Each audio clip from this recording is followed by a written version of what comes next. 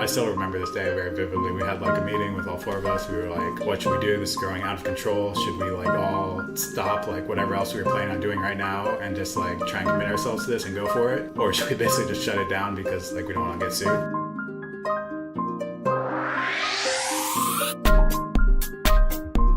Hi everyone, welcome to the Style is Free podcast. I'm your host, Brett Liebowitz. Today we have Nate Maddrey with us, the founder of fratmusic.com and also a blockchain enthusiast. He's the first person to tell me about Ethereum back in the summer. Welcome to the show, Nate. Yeah, thanks for having me, Brett. Excited to be here. Awesome. So, I wanted to get into fratmusic.com a little bit because I used that in college. When I heard that you were the creator of that, super excited. Used it all the time for playlists if people have used it or remember it. Yeah, I could just get a bunch of playlists on there. Like, what drove you to build that application and how did that start? Yeah, for sure. So it was kind of a crazy story, actually. So what year did you graduate again? 2013. 2013, okay. So we started it basically in January 2010. It was my senior year at UVA, but we didn't even really start it. Some dude out in California and just put up like a single playlist, like really cliche frat playlist. And we came across it and thought it was hilarious, first of all, but also that it was like, there was something like genuine about it at the same time. But one of my friends at UVA, this guy John, had already started a couple of other companies at that point and had kind of some money to play around with. So one day he was just like, hey, why don't we buy fratmusic.com and see what we can do with it? And he came to me. I had a radio show at the time and I was just like kind of curating music. So yeah, it almost started as just kind of like a joke and just something we did for fun. And probably within a month, the first month that we started doing it, it just started taking off kind of unexpectedly. I changed up the playlist. Like I said, when we first got it, it was kind of like a really cliche frat playlist, but it was still good. I don't know. It's still good in like a cheesy way. I changed it up a little bit and added a lot more like remixes and mashups. And it was kind of specifically finding remixes of like hip hop and EDM. This is back like when EDM was first kind of getting to the US. And for whatever reason, that just kind of started like catching fire. And yeah, from there, it just kind of kept taking off. That's awesome. Yeah. So were you developing it at the time? No, I didn't know how to code at all at the time. I learned later. I was doing the music, the content. I was kind of doing the branding and social media, even though I didn't think of social media and branding as something that we should have been doing, but I was just doing it for fun again, kind of. But no, my friend John, and then we had one other guy who was coding it. It was pretty straightforward. We had it set up so it was kind of like crowdsourced playlists. Anyone could submit a playlist. Then we had like a voting system, which we basically took from Reddit. We tweaked it a little bit. So yeah, it was a pretty like straightforward app. And then there were four of us. There was one other guy who was kind of running the business side of it. But I spent basically all my time looking for new music, making new playlists, and then kind of talking with artists and other people making playlists, content creators, that sort of stuff. Awesome. So how'd you actually get the music files? Was there any ownership problems with that? Yeah, a ton. It was bad. I probably shouldn't say this, but what we were doing is basically illegal for the first year at least when we were doing it, because we were literally just ripping audio from YouTube without reimbursing YouTube. So we were violating YouTube service and rights holders' rights because we weren't really compensating anyone. And we figured that out kind of the hard way. We were using this third-party website called Mixpod. They were ripping music from YouTube and we were embedding Mixpod, so we were kind of a couple layers deep. It was great for a little while. It started blowing up. We were getting like 100,000, I think, users a day at our peak around there, just ripping from YouTube. It was working great, getting more people, but then when we were like, okay, we have all these users, how are we gonna actually make money off this or do anything? We kind of that's when things started getting a little harder because we couldn't really monetize it with it not being really fully legal. And we started getting contacted by lawyers and just all sorts of people coming out of the woodworks asking us like the same question, like, hey, where are you getting this music from and like how does this work? And again, like we weren't looking at it as a business at all, so this stuff just kind of we weren't thinking about it and kind of came out of nowhere. Yeah, so long story short, we actually shut down the site about 5 months after we started it in May 2010. I still remember this day very vividly. We had like a meeting with all four of us. We were like, what should we do? This is growing out of control. Should we like all stop like whatever else we were planning on doing right now and just like try and commit ourselves to this and go for it? Or should we basically just shut it down because like we don't want to get sued? We basically chose the latter, especially John, because he had other assets that he wanted to protect. So yeah, we literally just pulled the website offline pretty much after that meeting got like tens of thousands of hate emails and just like drunk frat dudes just like, fuck you guys. I use this. Yeah.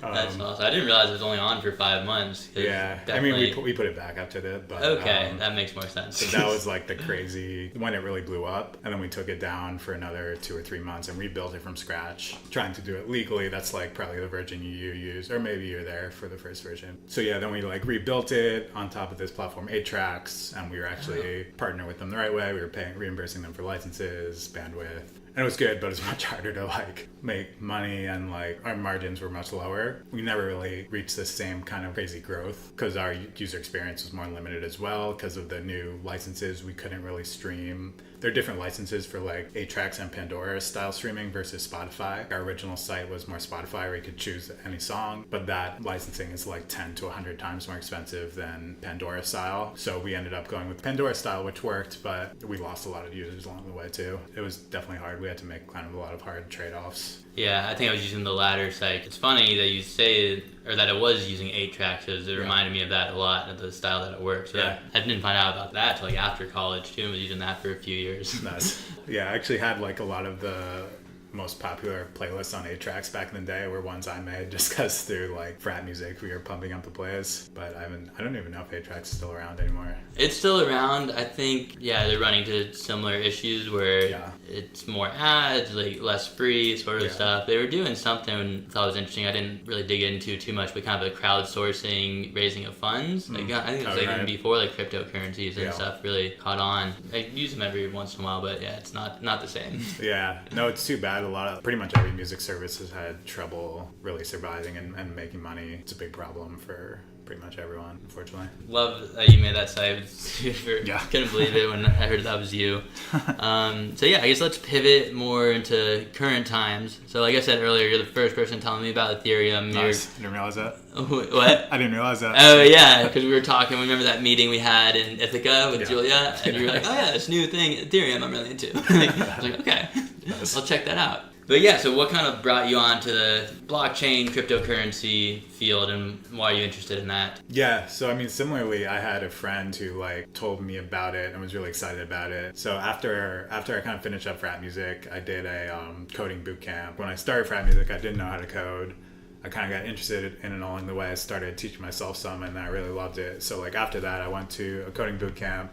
And one of my classmates there, this was, I guess, like November 2015, one of my classmates had been starting getting Ethereum, mostly like developing, like trying to build apps with it, but also investing a little bit. And he was like super excited about it and just told me all about it. And I kind of like, I guess I'd started off slow, but then once I started really looking into it, I was hooked. I just thought it was such like a cool new system and so much potential. I know kind of a little, actually the same guy, John, who started frat music, had been into Bitcoin like way back in the day, and I wish I had paid more attention at the time because he like was like into it in like 2010. Bitcoin was always kind of on my radar, but I never like really got into it until Ethereum. No, that makes sense. I also did a boot camp end of 2014, beginning of 2015, and also even still then people are like, oh yeah, you should check out Bitcoin. My roommate in San Francisco I had was like, oh, you should check that out. I'm like, yeah, like it seems cool, but not my alley. And a few years later it keeps blowing up.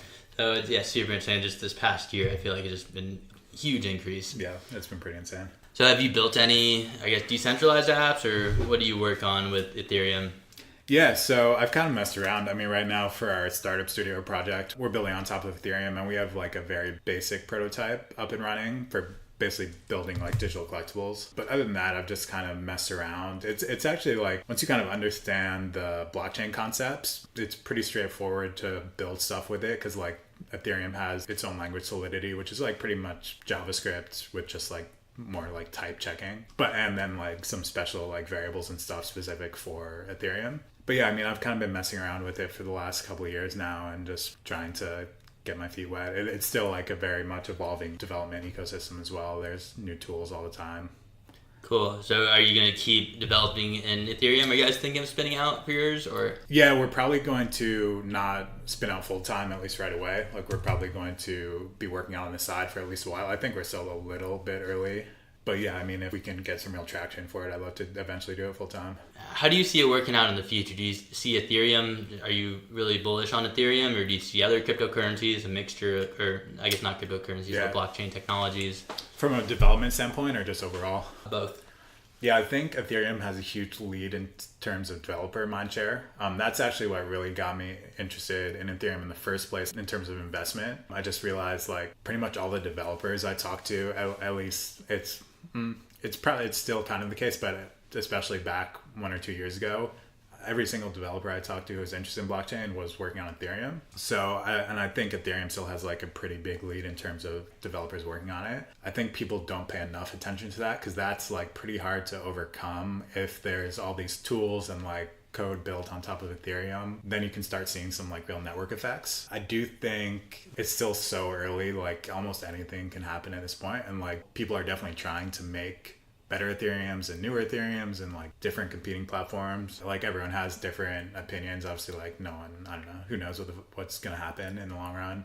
But yeah, personally, I just think Ethereum is, I'm still pretty bullish on it because of the developer thing, but also it's just like such an elegant and like breakthrough solution. I think like Ethereum and Bitcoin are still just like both the truly breakthrough technologies at least that we've seen so far, and they've opened up the door for a bunch of these other cryptos and like technologies, but none of them have really been kind of like unique and new in the same way, at least that I've seen so far. Yeah, are there any applications out there that you're really interested in? Any decentralized apps that you're messing with or that you like a lot? Yes and no. So some of the ones I'm interested in are like Omise Go. If they can pull that off, it's basically like a payment system and like huge decentralized exchange on top of Ethereum where like you can exchange and pay for anything using any cryptocurrency. If a vendor takes Omise Go's, you can pay using Ethereum, but you can also pay using Bitcoin, Dogecoin, whatever.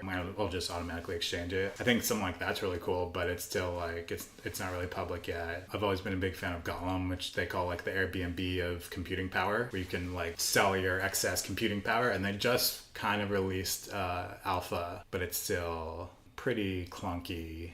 I think those are two pretty cool, ambitious projects. And like this only stuff I'm actually really using is like CryptoKitties and collectible stuff. Like that stuff is usable, but it's obviously a much different scale. But I'm excited about it. I think CryptoKitties legit is a really important project for the blockchain space, but it's also obviously a fad in some ways too. So.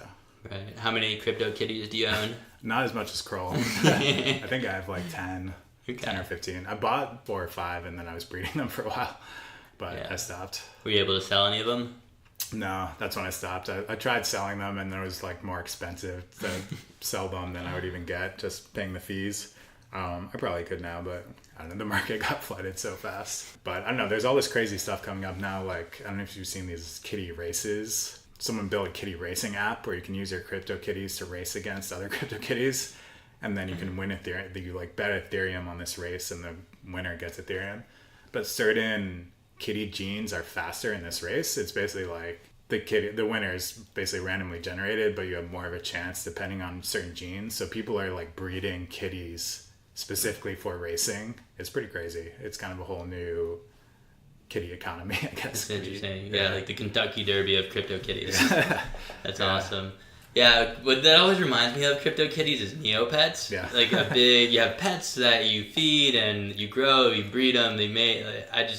I don't know, and if they're racing them now, playing mini games with your crypto assets, I kind of see that going out at some point. Crypto Neopets, I don't know. No, it's very similar. And like, people call them crypto beating babies. I think it's similar in ways, but the crazy thing about it is it's Beanie Babies was like one of the first like assets ever created. Like that's why I think people kind of like, yes, CryptoKitties are like Beanie Babies and pets in a lot of ways, but they're also like very revolutionary in other ways, which is like kind of like crazy to think about. But yeah, I mean, I think like trying to take the idea of like CryptoKitties or, basically what you're describing, like having something that you own, but it's also like you can play mini games with, or like it's interoperable with other stuff. That's like a pretty new concept that I think has a lot of really cool applications with other types of content and digital media and stuff. What do you think about the energy consumption with blockchain and cryptocurrencies and the future of that? It's an immediate problem. It's taking more and more energy. Personally, I'm not as concerned about it as some people are.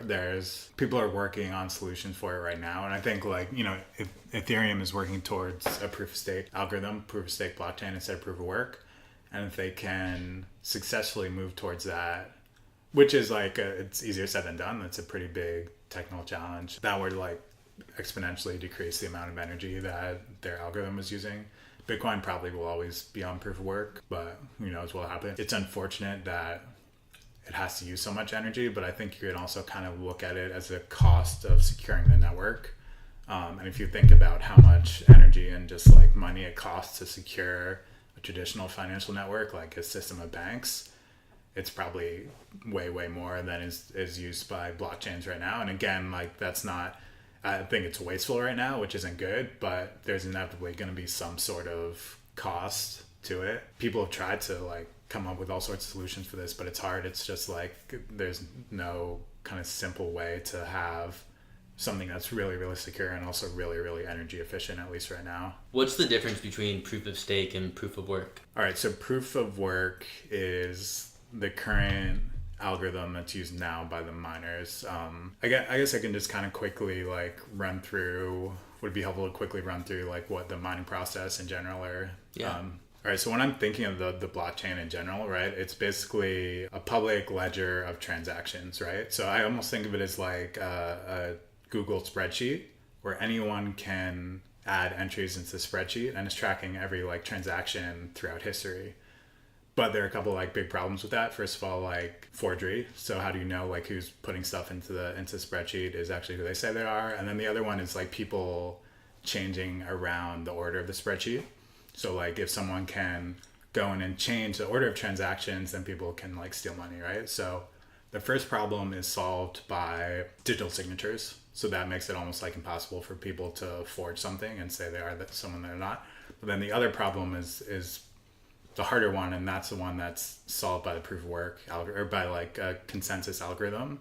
Right now, the biggest one is proof of work, but you basically need to get everyone in the system, or a certain majority of people in the system, to agree on the order of transactions, so people can't go back and steal money. So that's where the proof of work algorithm comes in, and basically all their transactions being generated every second, right? And then all the miners are really doing is trying to guess random numbers really fast. Okay, so all the transactions are happening every second. They get bundled in together. Say 1,000 transactions get bundled together. Whoever can guess a random number the fastest gets to add those transactions to blockchain and wins a reward. This is the proof of work algorithm. And again, so to win that reward and to be able to do that block, you need to generate a hash that's below a certain value. So basically a hash that starts with a certain number of zeros.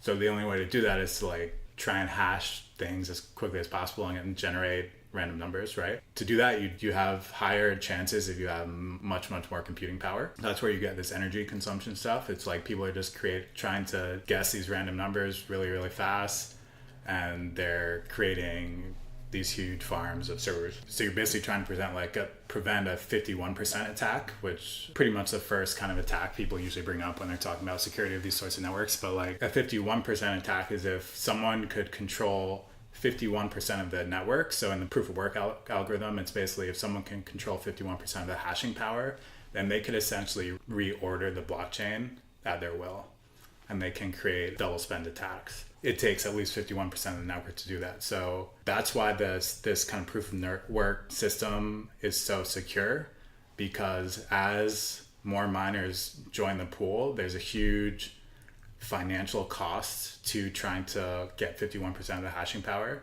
You need to get thousands and thousands of computers, have them running all the time, and you need to be outracing everyone else. So you kind of have this giant race happening all the time of people trying to get more computers, right? That's a long-winded way of proof of work. Proof of stake is basically same sort of concept. You're trying to choose someone to add the next block to the chain, but instead of choosing a random person through this hashing process, instead everyone who wants to participate in this process stakes a certain amount of their tokens, their cryptocurrency. So if Ethereum is using it, you stake a certain amount of Ether, and then one person is randomly selected proportional to how much cryptocurrency you stake.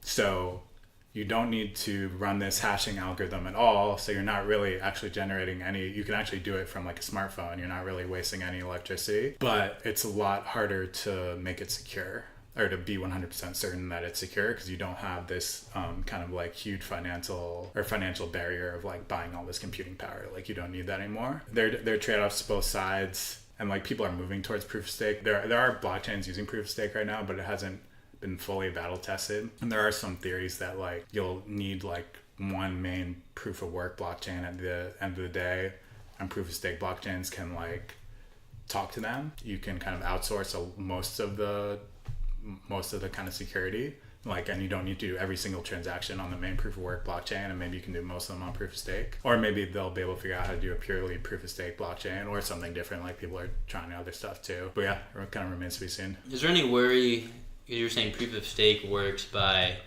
whoever, it's kind of your proportion of the cryptocurrency you own is the amount of value or chances you have of getting to mine a block, right? But when you mine a block, you get more of that cryptocurrency. Mm-hmm. Is there any worry of like kind of a wealth disparity in cryptocurrencies with that happening? Yeah, it's definitely, it could potentially kind of be like a rich becomes richer scenario, and that's another concern with it for sure. Yeah, I mean, one thing about that though is that's already kind of happening even with proof of work. So even though proof of work is supposed to be, in theory, it's like decentralized, in reality there are these huge mining pools that win a huge amount of the time and gives them kind of like outsized power in the community. And it's like akin to if you had a crypto billionaire who's just staking a billion coins every time, right? So I don't know if you saw this thing recently with Ethereum. They just figured out, I think it was Bitmain, announced they're releasing like an A6 mining card. The Ethereum mining rigs, they had mostly been GPUs, but they just announced they're releasing like a much more powerful one that's also more expensive. So basically the kind of concern now is that like you have these more powerful, more expensive mining rigs.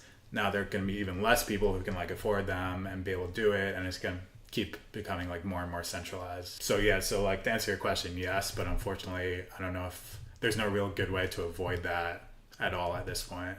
Okay, so there's no solutions for either proof of work or proof of stake to kind of circumvent that issue. Yeah, at least no one has really figured it out at this point. No one's released any papers on it. Yeah, I'm sure people have.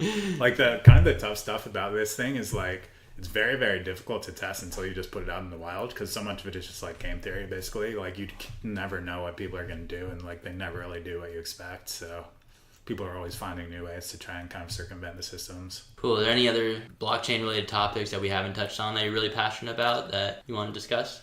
I don't know. I think there's so much cool stuff going on. I've been looking a lot into the interoperability stuff recently, like how can blockchains kind of talk with each other and work together. I think that stuff's really cool, and that'll help a lot with the scalability if they can figure that out. The digital ownership stuff I think is cool too, like kind of similar to like CryptoKitties, but like the idea of how can we like actually own our digital content, like our digital music, videos, images, whatever.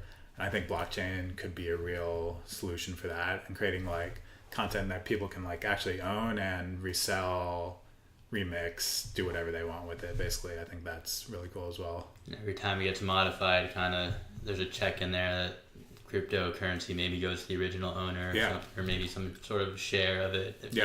Exactly. Something like that. Cool. Yeah. And when you're saying that blockchains communicate with each other, is that referring to the proof of stake and the proof of work blockchains, or is it like an Ethereum blockchain talking to a Bitcoin blockchain, or would it have to be in the same family? No, it could really be any. I mean, the goal is to have any sort of blockchain, no matter what the consensus algorithm is.